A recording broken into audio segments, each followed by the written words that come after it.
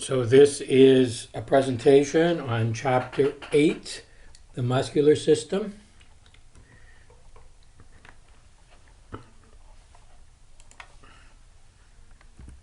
There we go. So muscles are about movement. All movement require muscles. The majority of what we're going to talk about is skeletal muscle. But all muscle, as we learned last semester, has properties of contractility, elasticity, excitability, and extensibility. So it can stretch without breaking, it bounces back to its original shape, it responds to a stimulus, and it responds by contracting. They convert chemical energy, stored as ATP, and convert it to mechanical energy, and that is actually used to move things. Another important thing about muscles is they generate heat. There's waste heat, and so they give our body heat. Three primary types of muscle tissue: skeletal, smooth, and cardiac. We'll spend most of the time looking at skeletal. So when we talk about a muscle as an organ, it's kind of like what I said about bone. Bone, the tissue, and a bone, the organ. We have muscle tissue and a muscle, which is an organ. So a named organ like the biceps, for instance, is a muscle. So it's made up of skeletal muscle tissue, so this would be a skeletal muscle. There's nervous tissue, there's blood, there's a whole bunch of connective tissue. So the cells of skeletal muscle are very long cylindrical cells. They have multiple nuclei. They have myofibrils, which are the organelles that contract. They have a lot of mitochondria, etc. But the cells themselves need to pull on something. It's like playing tug of war. You need a rope. And there is a huge amount of connective tissue involved with a skeletal muscle. So around each muscle, there is dense connective tissue surrounding and separating each muscle. So separating your your biceps from your brachialis will be something called a fascia. The fibers of the fascia, the fibers of all these connective tissue layers we're going to talk about, when they're not surrounding muscle, are called tendons. And that's continuous with the collagen fibers of the periosteum of bone. Anaponeurosis is a sheet of connective tissue that acts as if it's a tendon, but it's more of a sheet. So there are three distinct layers of connective tissue deep to the fascia. The outermost one is called the epimyosin, which means on the muscle. It's a layer of connective tissue that surrounds each individual muscle. So your biceps is covered with a fascia, but kind of attached to the outside of the biceps is the epimyosin. Now, the biceps is arranged, or any muscle is arranged, in a whole bunch of things called fascicles. So these are bundles of cells, bundles of skeletal muscle fibers. An individual cell is called a fiber in muscle. And each individual fascicle, which is the bundle of fibers, is surrounded by something called the perimysium, around.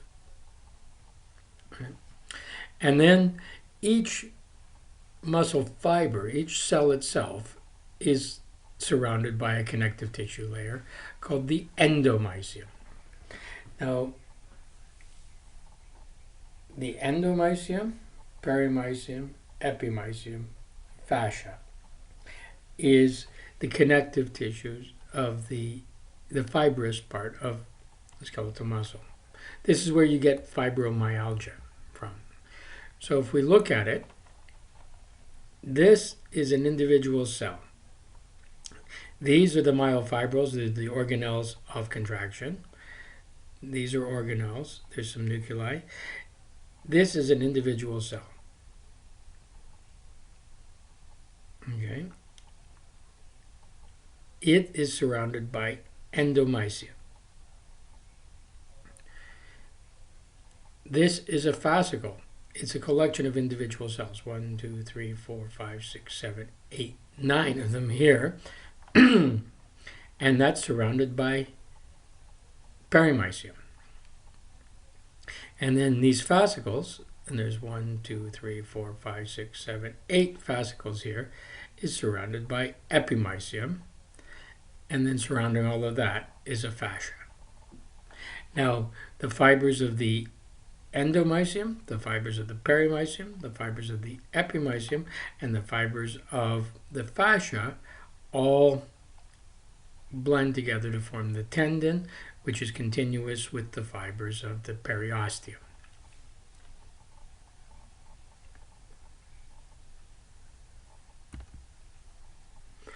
So each cell, long cylindrical cell,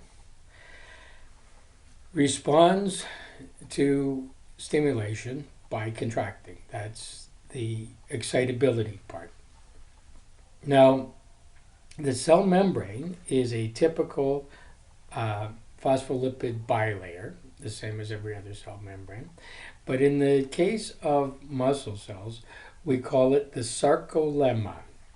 Now, the word sarco means flesh or meat, and we're going to see this applied to muscle a lot. So the sarcolemma is just the phospholipid bilayer cell membrane. The cytoplasm is called the sarcoplasm. It has its full array of normal organelles. There's a lot of mitochondria because it uses a lot of ATP to contract.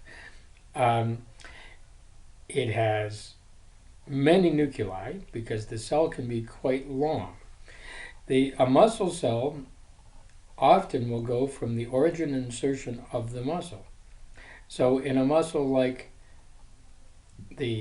one of the hamstrings muscles, that might be half a meter long.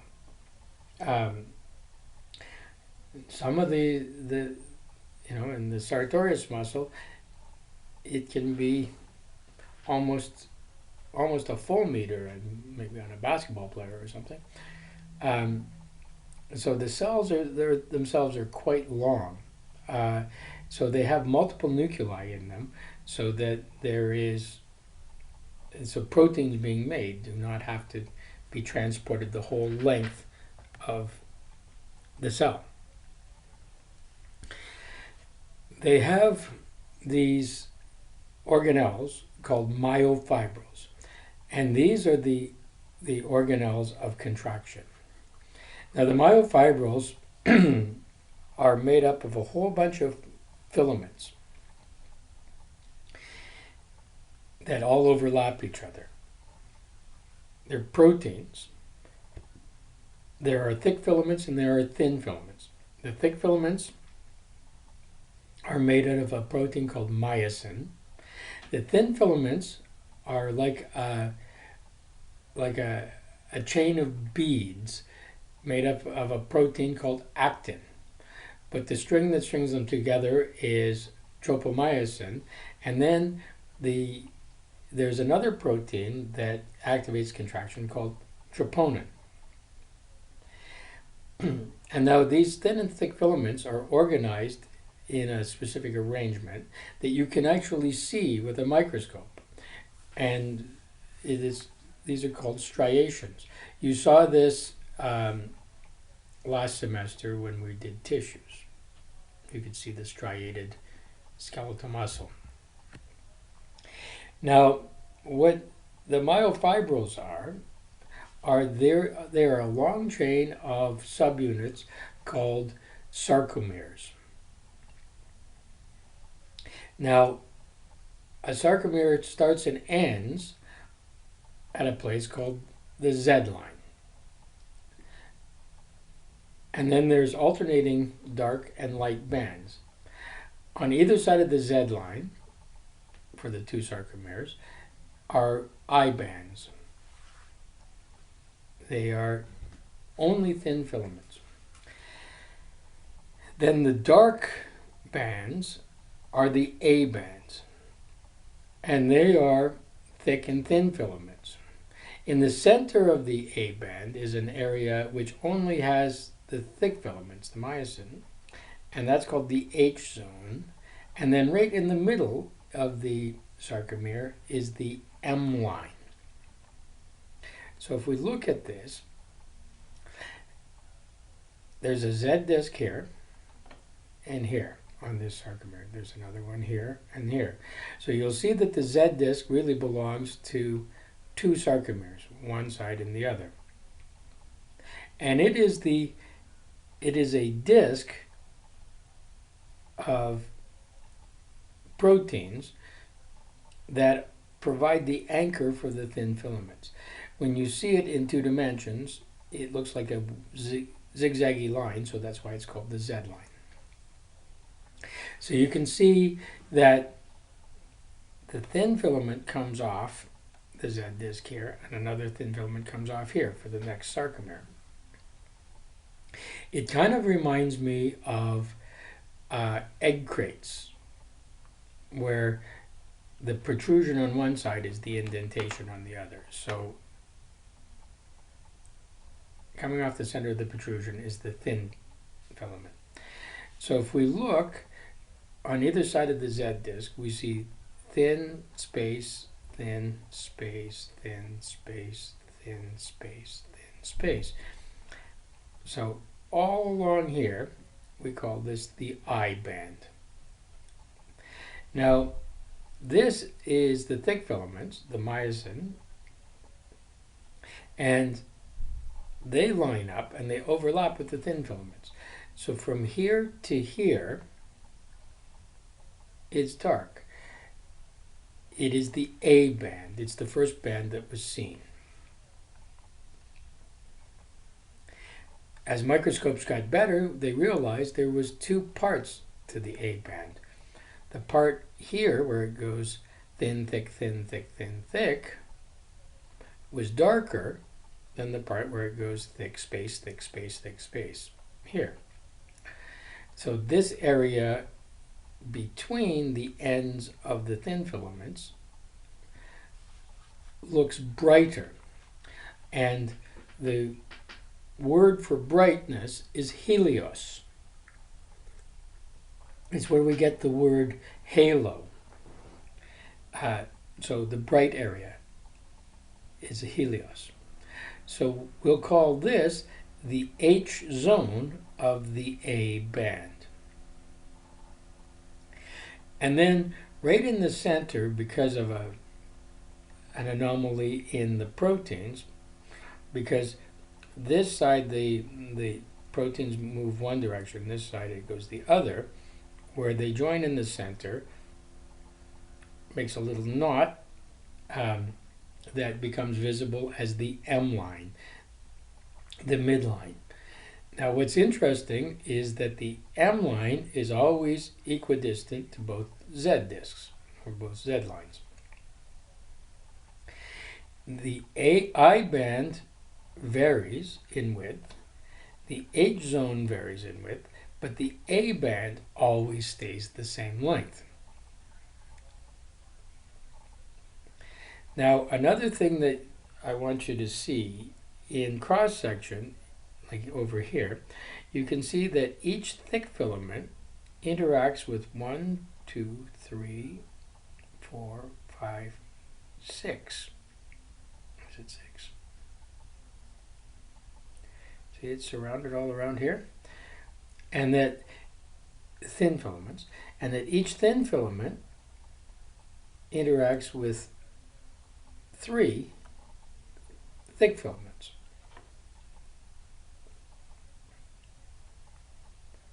So there's lots of overlap. So from Z disc to Z disc is one sarcomere. I band, A band, H zone, M line, Z disc or Z line. Now surrounding each sarcomere and each myofibril is this fiber or this bag. It is phospholipid bilayer. It's kind of like the endoplasmic reticulum, but we call it the sarcoplasmic reticulum. And it's really a bag for holding calcium. We'll come to that shortly. You'll also notice that there's a lot of mitochondria in here because a lot of ATP is used to contract muscle. So when we look at it, this is actually a photograph. You can see that the Z disc here. Now this and this are 2 different myofibrils. That's why they're off center, but they're doing the same thing. This is the H zone, the A band, the I band, and each Z disc with the M line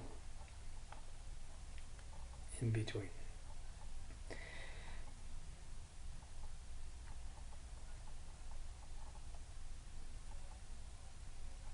Okay, so the sarcoplasmic reticulum is associated with something called the transverse tubules, the T tubules.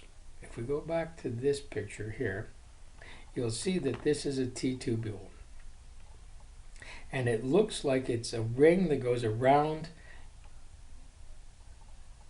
the myofibril, kind of close to where the Z discs are.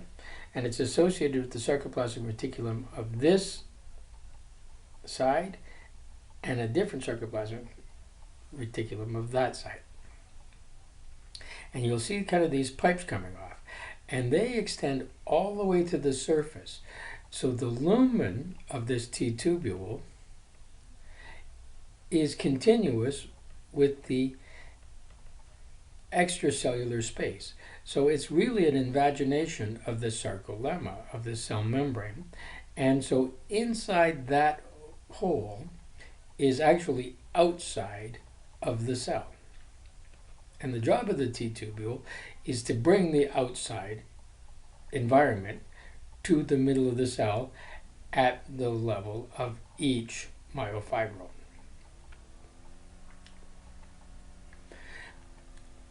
On either side of the T tubule is the cisternae of the sarcoplasmic reticulum. Don't worry about that name. It's just the sarcoplasmic reticulum.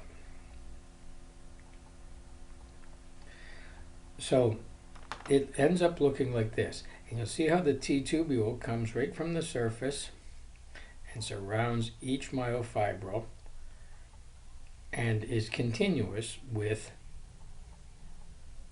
the outside. And it surrounds each myofibril pretty close to the Z disc with this bag of calcium attached at either side.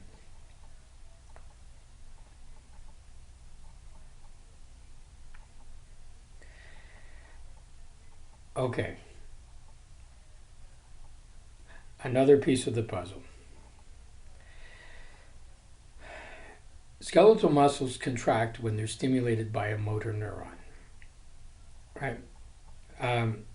So the motor neurons send branches to each and every skeletal muscle fiber.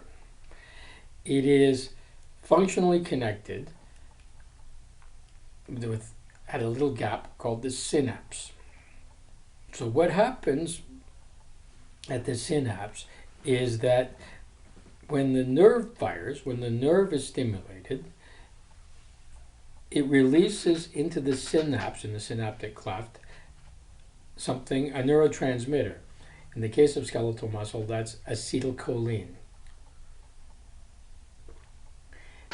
And then the acetylcholine joins onto receptors on the sarcolemma of the motor neuron, and that signals the beginning of a contraction.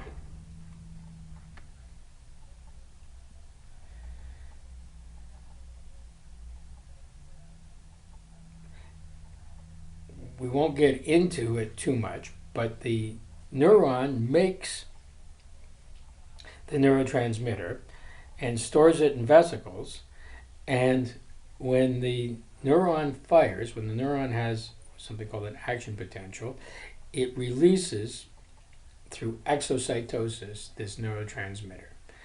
In the synapse, on the sarcolemma side, we call it the motor end plate, there are specific receptors for that acetylcholine. And when the neurotransmitters diffuse across the cleft, they bind to the receptors, and it stimulates the fibers to contract.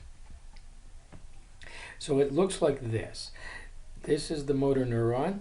These are the vesicles containing acetylcholine. When this nerve fires, a bunch of things happen.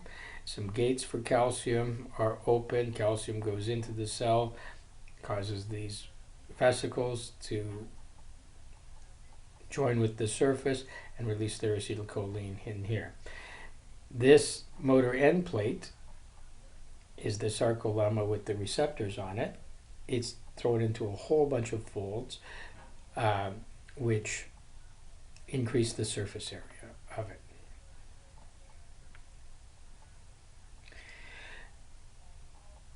So what's going to happen here is that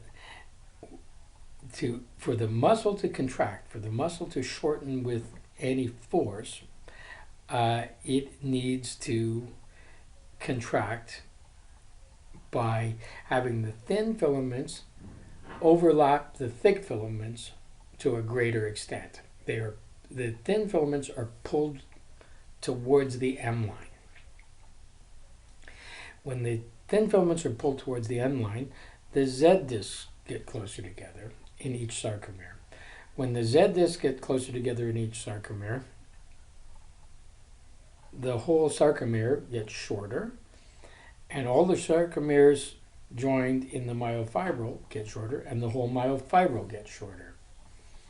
So the filaments will slide past each other. So we call this the sliding filament theory of muscle contraction. Now these myofibrils are joined to the sarcolemma with a protein called dystrophin, and as the myofibrils shorten, the dystrophin pulls on the sarcolemma, so the muscle cell, the muscle fiber shortens. When the muscle fiber shortens, it pulls on the endomysia, which then transmits the force into the connective tissue elements that we talked about a little earlier. Okay, in order to see how this works, we have to kind of examine the actin and the myosin, and so the thin and the thick filaments. So myosin, each myosin molecule is two twisted strands with globular heads. It looks like almost like a golf club with two heads. And then these are all wound together to form the thick filament. There's thousands of them in each thick filament. Now, actin on the thin filament is a globular protein, and it looks like Mardi Gras beads. Or a string of pearls. they twist on each other so that you end up with a double helix of them. So picture taking a string of Mardi Gras beads and then just twisting it and twisting it and twisting it until it almost forms a rope of beads. Troponin and tropomyosin are two proteins associated with it. So we'll see some pictures here. So this is the actin, these little things that look almost like black-eyed peas, little beads. The tropomyosin is this fibrous protein that runs along the outside. There's two of them. This little three-part protein is called the troponin. Now, the troponin has a part that attaches to the tropomyosin, a part that attaches to the actin, and a unit in the middle that changes configuration when it binds with calcium. This is the myosin. Now, I'm going to post an animation of this all working, so it will make more sense. You'll see it in dynamic because it's an animation.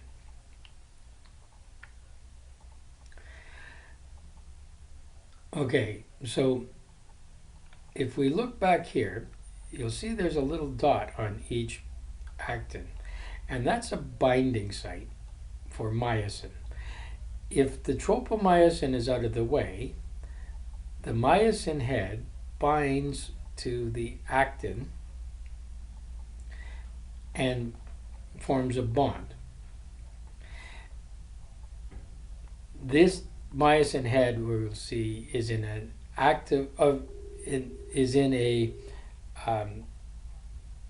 an activated configuration. It's a high energy configuration. When it attaches to the actin, it changes and goes into a lower energy configuration, and the energy is used as kinetic energy, and this thing moves. It hinges and it pulls the actin filament this way.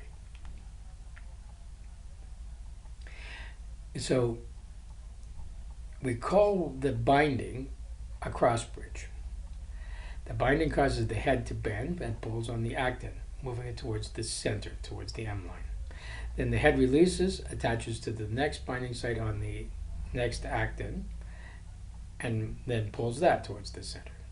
And it happens over and over again, and the filaments increase their overlap, so the sarcomere shortens. So the energy comes from ATP. ATP joins on to the myosin, activates it, it cocks it, and then by giving it becoming ADP and giving up its energy to the myosin head. When the energy is spent on movement, it takes another ATP to detach it and recock it for the next contraction. So we can start, we'll start here, I guess. So the troponin binds with, well, this is in the relaxed position. The tropomyosin is in the way of the binding sites. The troponin is here. Calcium causes the troponin to change its configuration and pull the tropomyosin out of the way, exposing the binding sites.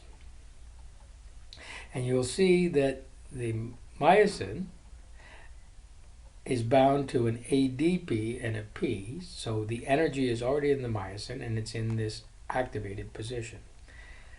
It binds here. As soon as it binds, the ADP and P leave. The head bends, moves this towards the center line. A new ATP attaches to the myosin. The myosin detaches from the actin. The ATP becomes ADP and P. And if the binding site is still open, it goes through the cycle again. If the calcium has been removed, the binding site gets covered up by tropomyosin again, the muscle is relaxed, and contraction stops.